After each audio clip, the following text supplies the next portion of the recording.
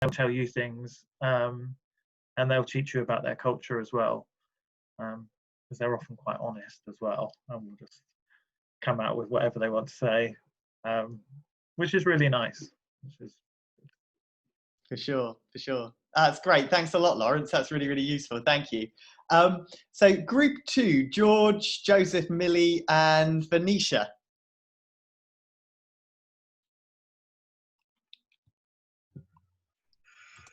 Hello. I'm sort of spokesman for our group, and across the group we all thought that learning Chinese would be central among our goals, because we realized that actually learning the language would make achieving any of our other goals that much easier. And overall, we tended to put most emphasis on the general professional and China goals, perhaps especially the China goals, because they are the things that you can only achieve specifically going to China. We didn't get to think so much about how we would be able to help others in achieving their goals, but I think that Lawrence came up with some really good points that were about sharing our resources with new teachers, trying to point them to things that work or steer them away from resources that aren't so good, and maybe giving them the lowdown about the children that they'll be teaching.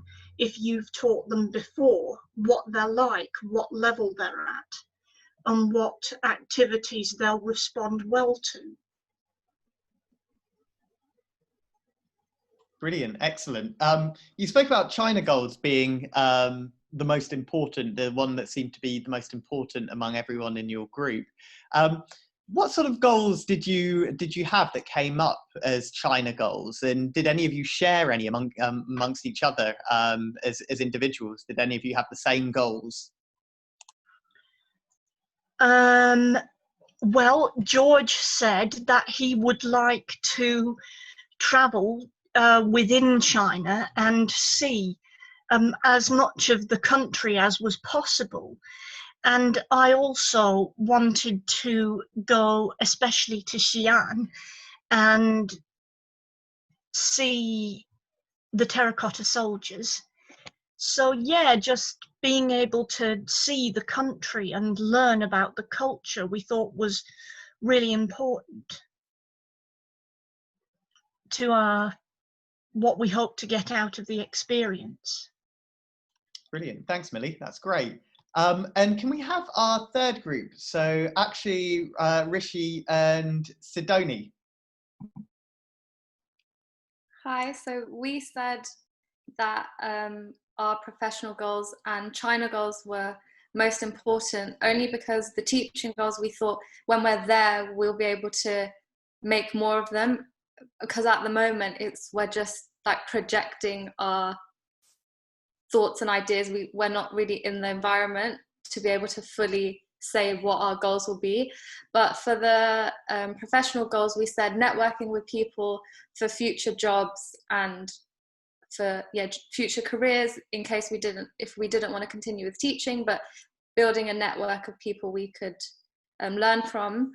And then for China goals, we said, like the other groups, we said traveling around, not only around China, but the rest of Asia, and also learning the language and being conversational, because that's obviously always helpful. And around China, not many people speak English. So we thought those were the main goals they were the main ones that we said, quite similar to the other groups. Fantastic. And speaking about sort of getting conversational and learning Chinese and sort of picking up on that, did you guys discuss much amongst yourselves sort of how best you might be able to go about doing that? We didn't, but I think maybe Chinese friends, but also lessons. And I feel like when you're around a language so much, you just naturally pick it up and try to understand it while you're in the environment, because it's a bit difficult here. Everyone speaks English, so it's once you're immersed in it so much, you want to learn it more. Definitely. And that word there, sort of like immersing yourself in it, is really, really important. So when you arrive in China, there's a lot of expat areas, and you'll very quickly find that expat communities in China are incredibly supportive and full of some of the best people you're ever going to meet in your life, who are going to help you out and sort you out with so much. But it's so easy to fall into a trap where your entire social life revolves around essentially moving from being around everyone speaking English in England to being around everyone speaking English in China.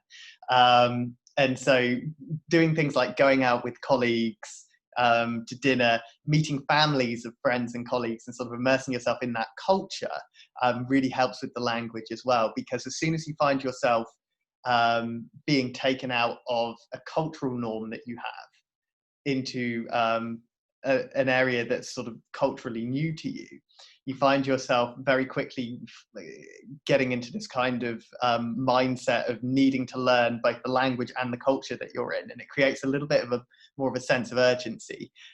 So kind of saying yes to lots of stuff is really important with that, especially with Chinese friends and colleagues that you might make.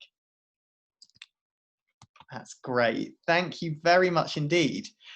Okay, awesome. Well, let's move on then. So let's hopefully find that my screen is going to be sharing. Can you guys all see that? Yeah. Excellent. Okay, brilliant. So what we're going to be chatting about now is we're going to be talking about tackling challenges in China. So in our webinar that we did on cultural understanding last week, we spoke quite a lot about things like guanxi, mianzi, the importance of dining etiquette, the importance of hierarchy and things like that. So we've already got a pretty good understanding now in terms of the sort of cultural challenges that might be there. So what I'm just going to do with this is give you a very quick practical overview of some of the challenges that we have.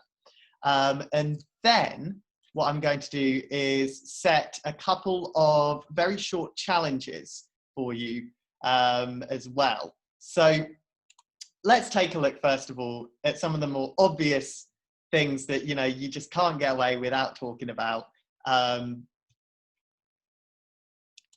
second.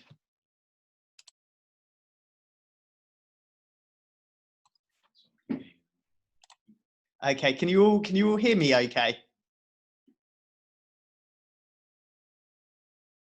Can you hear me all right? Or if you give me a thumbs up or a thumbs down. Okay, cool. Excellent, just checking. So some of the most common scams in China, some of the most common things for people who are going to be new going to any country. It's important, first of all, to obviously note that China is an incredibly safe country.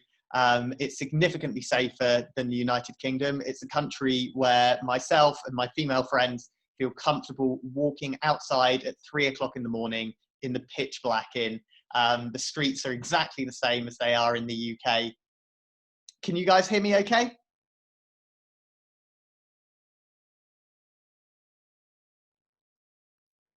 Or has that gone off?